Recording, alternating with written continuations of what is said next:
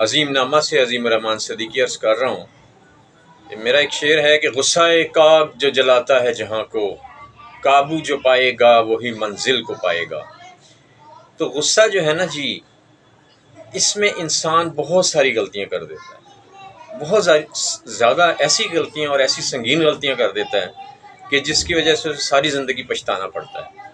اب غصے کا علاج کیا ہے؟ غصے کا علاج یہ ہے کہ آپ غصہ نہ کریں، اور غصہ کیسے نہ کریں کہ جب ایسا موقع آئے تو آپ خاموشی اختیار کر لیں اور سوچیں کہ ہمارے دین مبین میں غصے کی ممانعت کی گئی۔ ہمارے نبی کریم صلی اللہ علیہ وسلم کی کتنی پیاری حدیث ہے کہ پہلوان وہ نہیں ہے جو کسی کو پچھاڑ دے، پہلوان وہ ہے جو اپنے غصے پہ قابو پا لے، یعنی بہادر آدمی وہ ہے جو اپنے غصے پہ قابو پا لے۔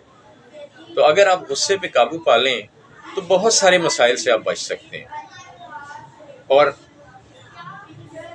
جب آپ خاموشی اختیار کر لیں گے تو جو فریق مخالف ہے وہ بھی آخر باضمیر ہے، اس کا غصہ بھی کم ہوگا، اور بعد میں آپ اس کو سمجھا سکتے ہیں، یا اگر آپ حق پہ ہیں تو اس کو سمجھا سکتے ہیں، اور اگر آپ نے کچھ غلط کیا ہے تو آپ معافی مانگ سکتے ہیں۔